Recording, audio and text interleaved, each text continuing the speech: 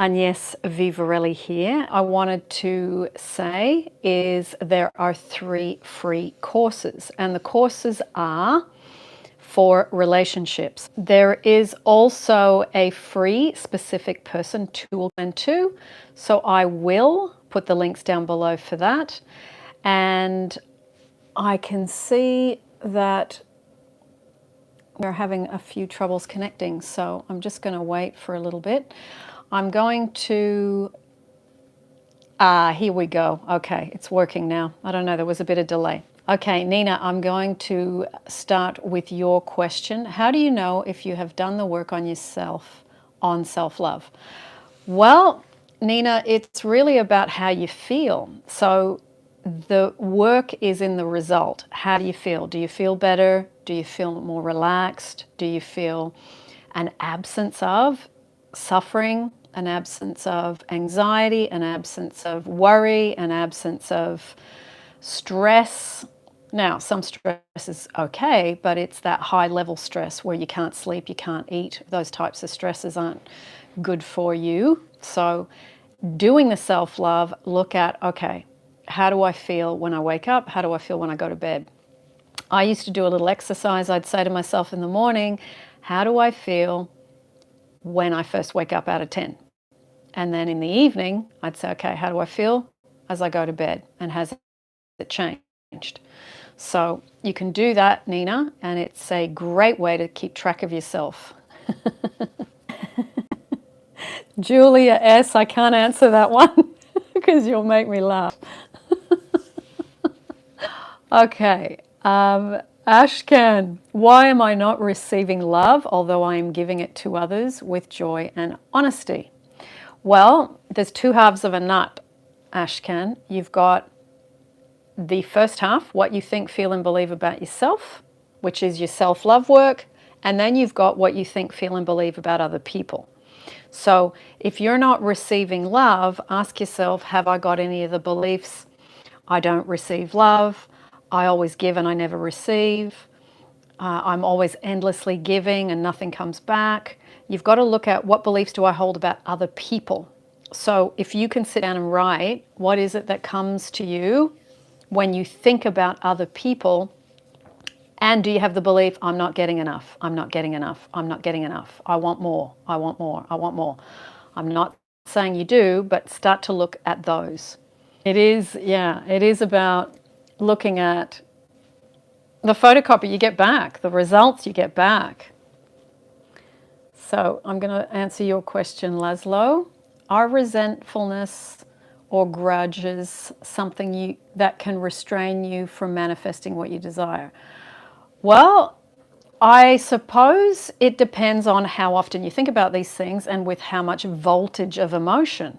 So everything that we project out is what comes back and gives us evidence. So whatever evidence you're living right now, it's looking at, okay, if that's there, then what have I been doing in here? My inside self, what's it been thinking about? What's it been vibrating out, as in through emotion? And you've got to look at that as a package. So yeah, I mean, resentfulness is not a positive emotion, and having a grudge is not a positive emotion. But sometimes people do things to us and we do have those emotions. So I think, Laszlo, one of the best ways to get rid of those emotions is you can scream into your pillow, you can run, you can go to the gym and box it out. You can, anything that's physical that gets that anger, resentment, and you got to get it out of your body, okay? It's let it pass through, but you've got to actually move it through by getting it out. Otherwise you fester on it and then it creates, you know, unwanted things.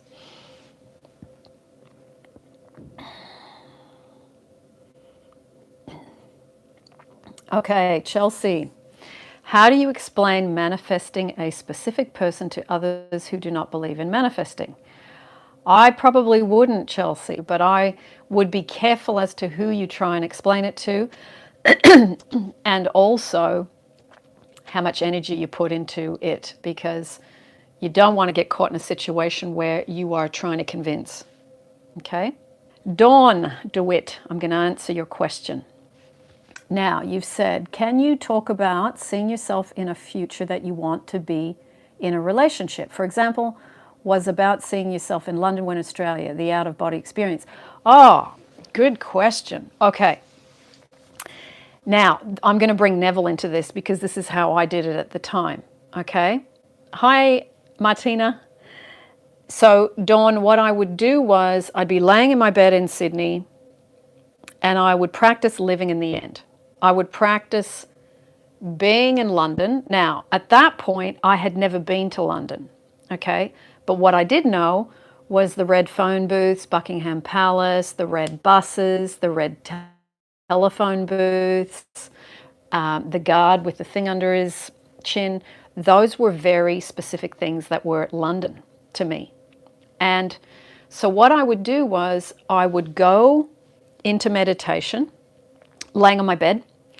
And what I would do was getting to the point where I would imagine myself in the street, any street.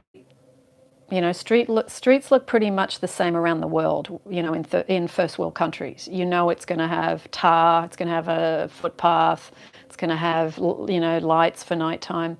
So I just imagined a street. And then what I did was I imagined seeing the red bus go by. And then I imagined going to a show down at Soho in the West End, because I knew they did, you know, Harry Potter, the Michael Jackson show, Motown, all these shows. And I really wanted to see the Motown show at that time.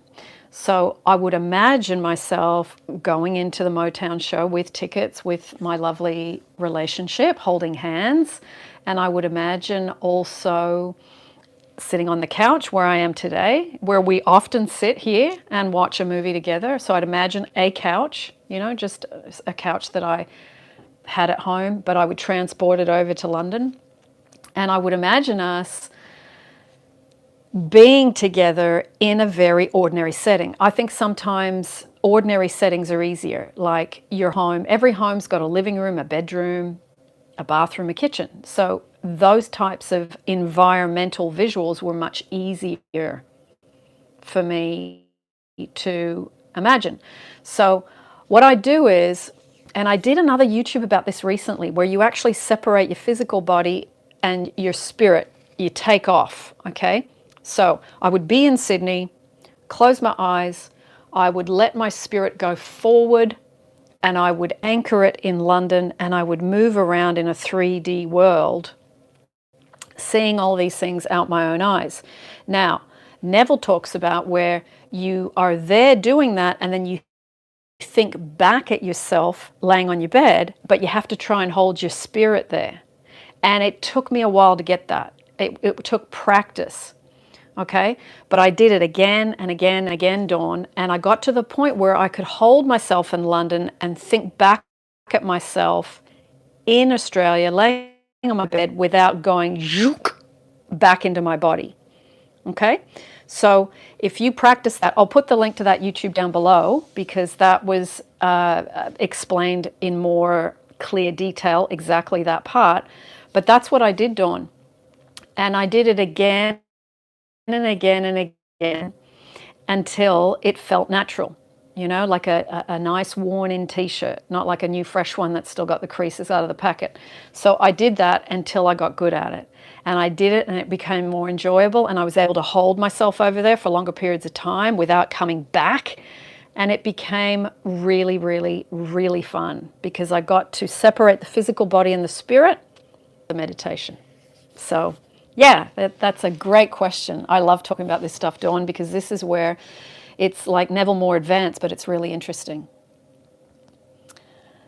Thanks for your question. All right, so Jay, you said, I have 2 SPs. They're not in contact with me now. They have come in and then ghosted. Could you recommend some affirmations or a solution to abandonment issues?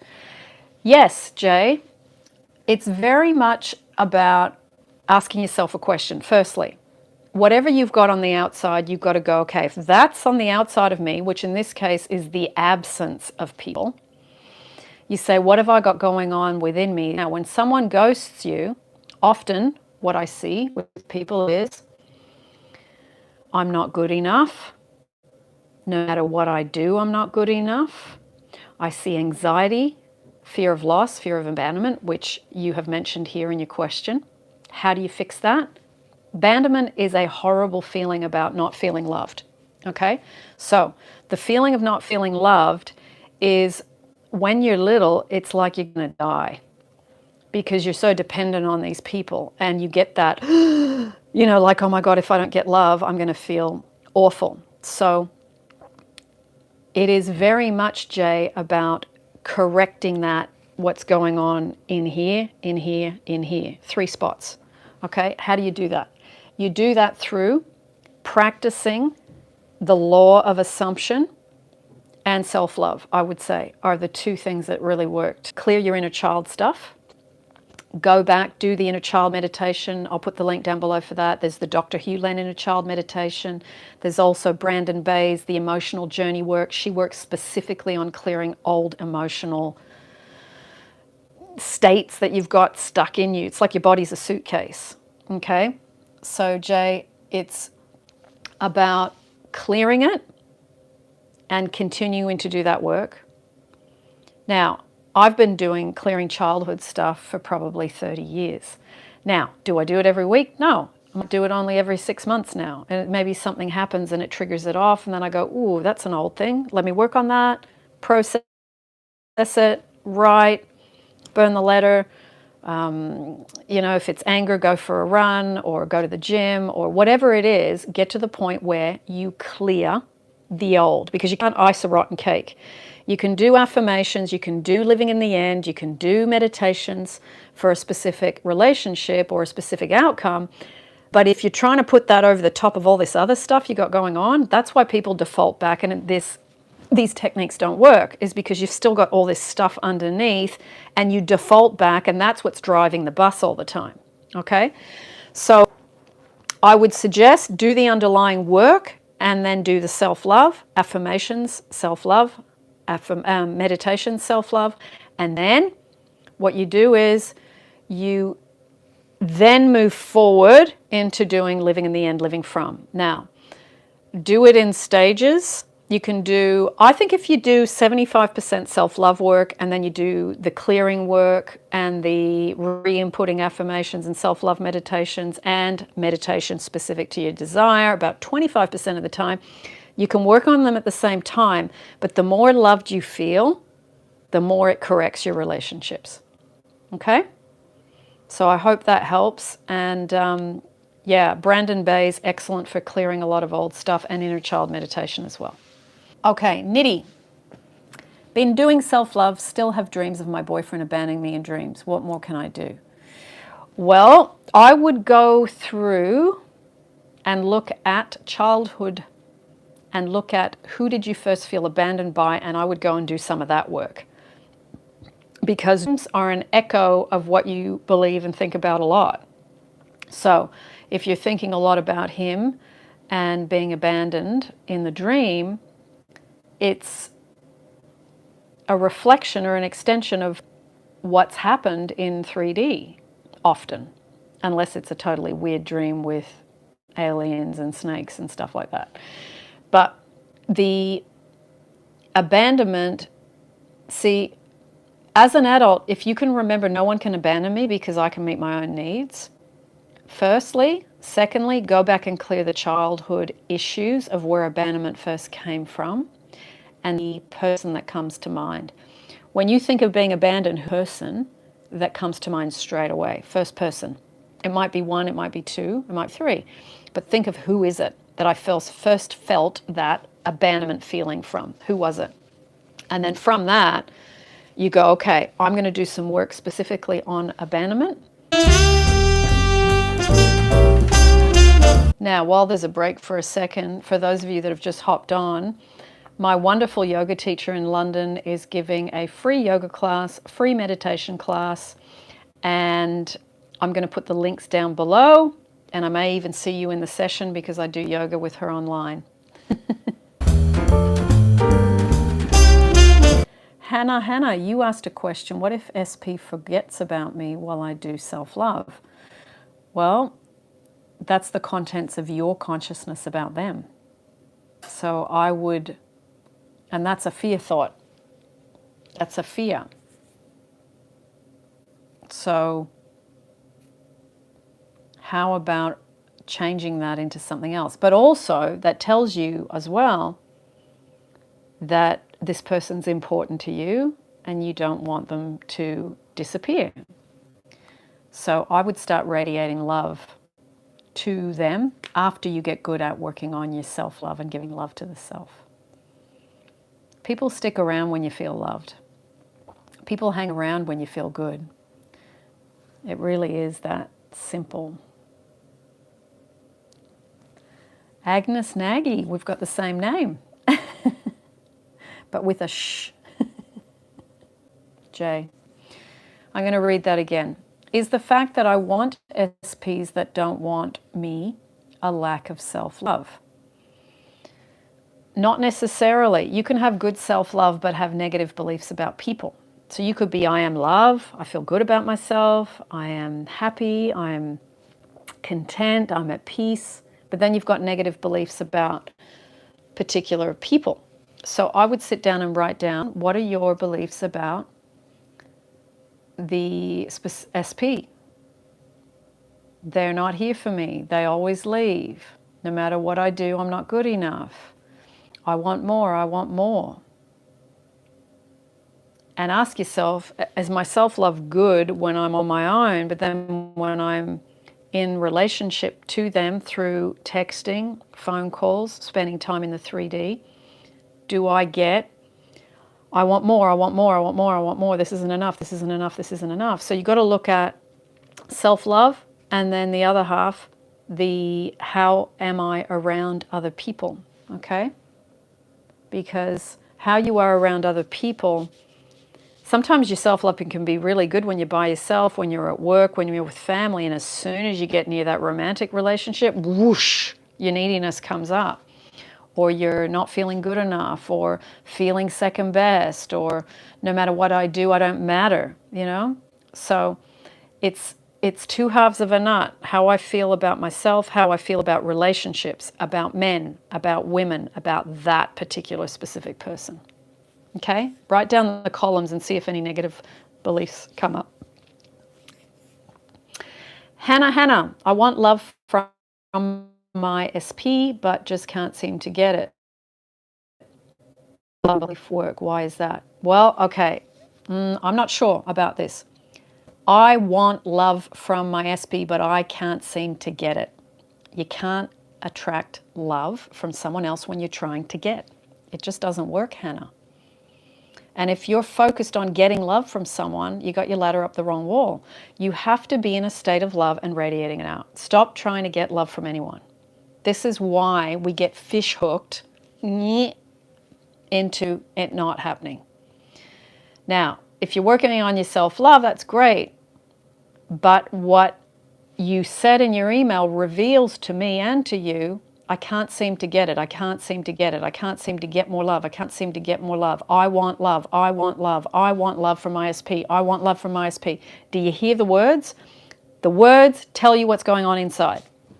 So correct that by continuing to work on your self-love, and also stop the getting energy and learn to transform it into giving energy. The more you give love, the more SPs hang around, because they feel the energy of you trying to take and get.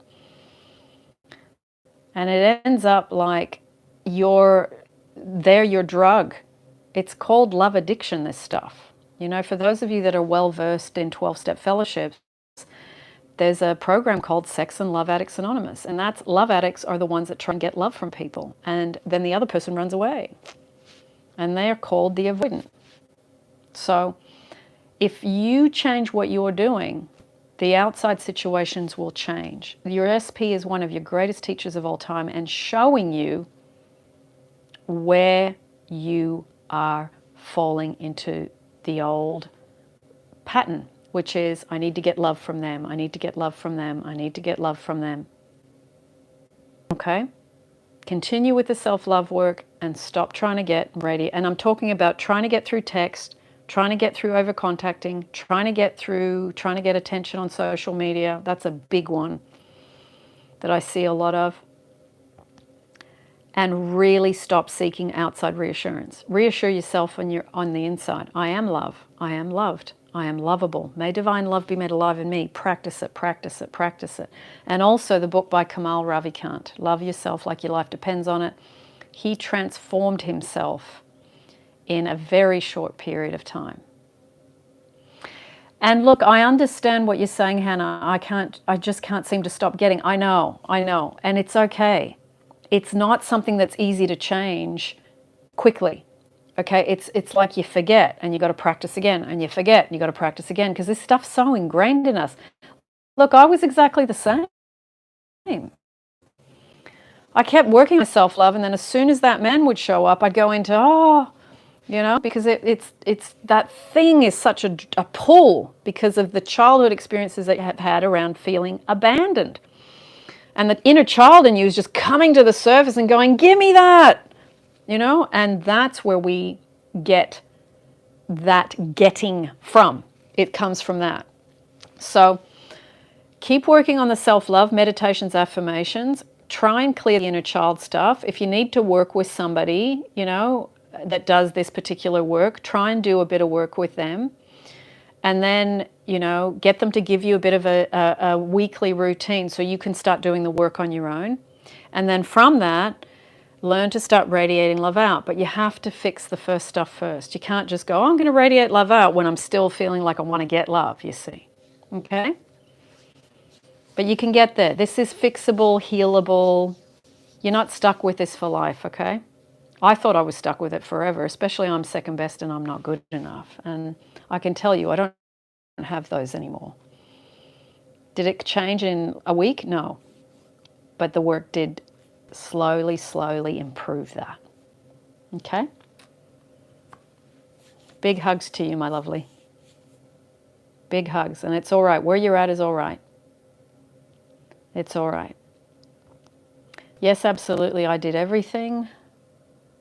And there's nothing after the and. And I feel uncomfortable when I do the self-love. Yeah, well, self-love does feel uncomfortable in the beginning because you so wanted someone else to do it for you. Yeah, exactly, Hannah. And that's okay. It's all right. Yeah, like Julia just said, it does get easier over time. Big hugs, Hannah. Big hugs. I started this work in 1990s. I'm still working at it. And like Long by Name just said, I cringed at the start. I know you think self-love, but self-love isn't self-obsession. Self-love isn't self-centeredness. It's loving yourself so that you no longer impact those around you as I need to get love from you for me to feel good, and you work on it. And then when you're around people, wow, it's beautiful to be around people that are just content in their own skin and feeling loved, and they can be at peace, and they work on themselves. Like people go to the gym and work on their physical being. It's like you're working here on your mental and emotional being. Okay? All right, I'm going to take one more question, then I'm going to go and eat my duck. Trip ran VS. As we try to work on ourselves, the more negative thoughts, negative emotions arises. So any quick fix to stop it? Quick fix? No. Fix? Yes. Let the negative emotions rise, process them, let them out of the body. You can't feel happy all the time. We are human beings with an emotional guidance system. Thoughts are the language of the mind, emotions are the language of the body. We have to work with letting those old emotions out and making time to do that. Sometimes when you have a really good cry and you're exhausted and then you go to sleep and you wake up the next day, you feel this, oh my God, I've been carrying that for so long. So it's really good. Josh, my duck, he's already chopped up and grilled. Oh boy. The full organic nuts are out on this call tonight. Thank you, Laszlo. I'll take one more question from somebody and then I'm going to scoot.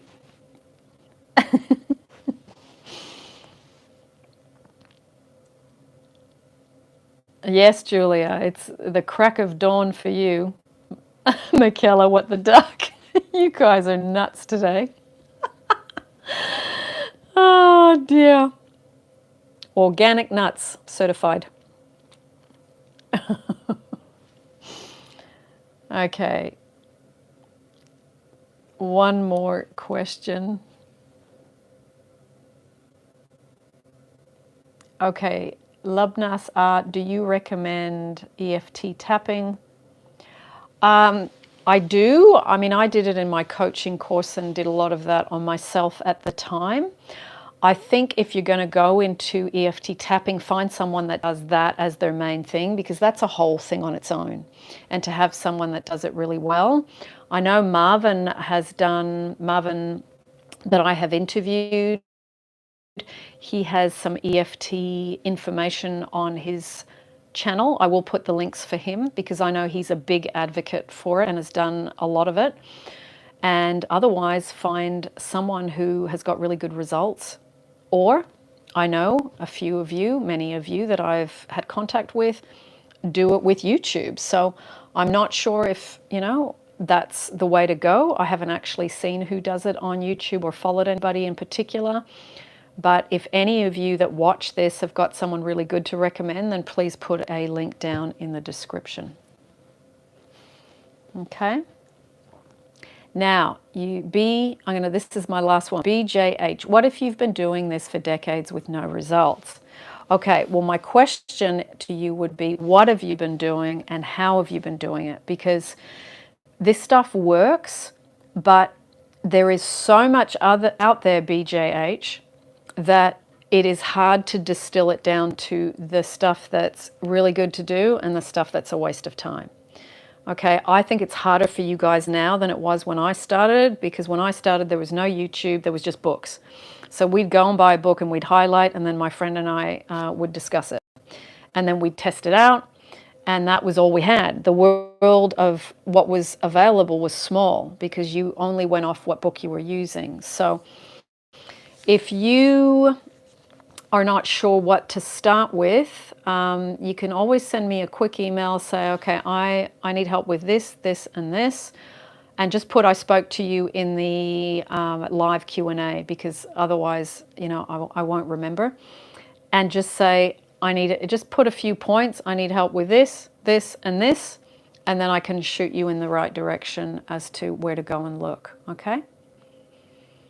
Because sometimes, I did stuff for 10 years and it didn't work. And that was therapy.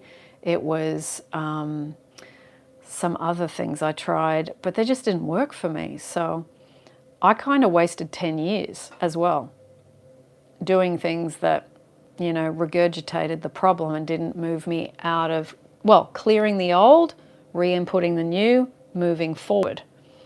So a lot of the time, hello, Rebecca Hales.